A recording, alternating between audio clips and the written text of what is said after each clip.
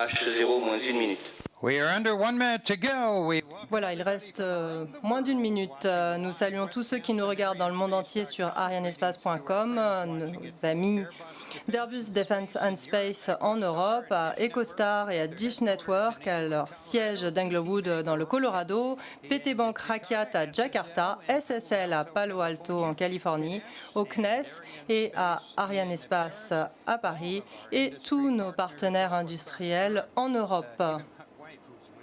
Et y compris ma conjointe qui attend que je rentre à Denver.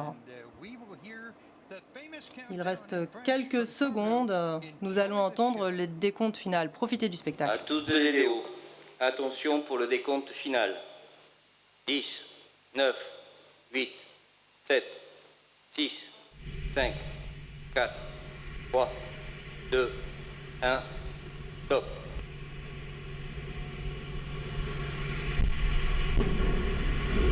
Allumage Vulcain. Allumage des EAP, décollage.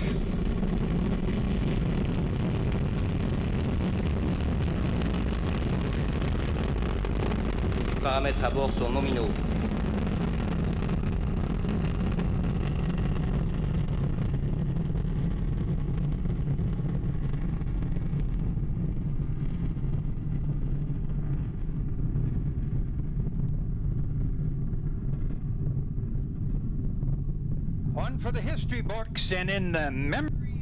Encore un magnifique lancement à la mémoire de Mohamed Ali, ce grondement dans la jungle et la signature d'Ariane 5 qui s'élève au-dessus de Kourou. Tous les paramètres à bord sont nominaux. C'est mon 10e lancement et le spectacle est toujours aussi époustouflant.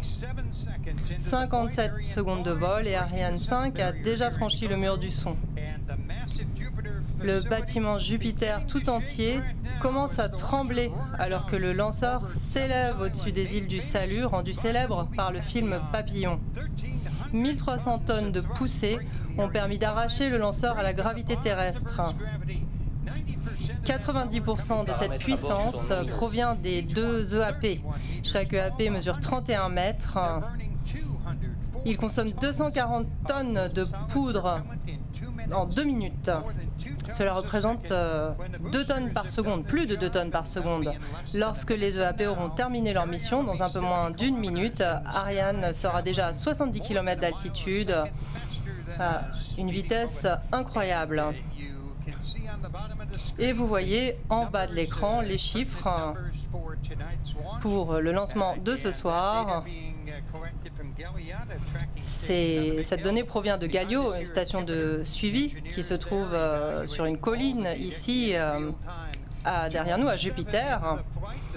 Cela fait 2 minutes 10 de vol. Les VIP ne sont pas encore rentrés. Ils attendent l'extinction et la séparation des EAP dans 3 secondes environ. Paramètres à bord sont numéros. On entendra l'annonce de la séparation des EAP. Les EAP qui auront effectué leur mission. Ils ne seront plus nécessaires. Et d'ailleurs, vous voyez l'animation à l'écran.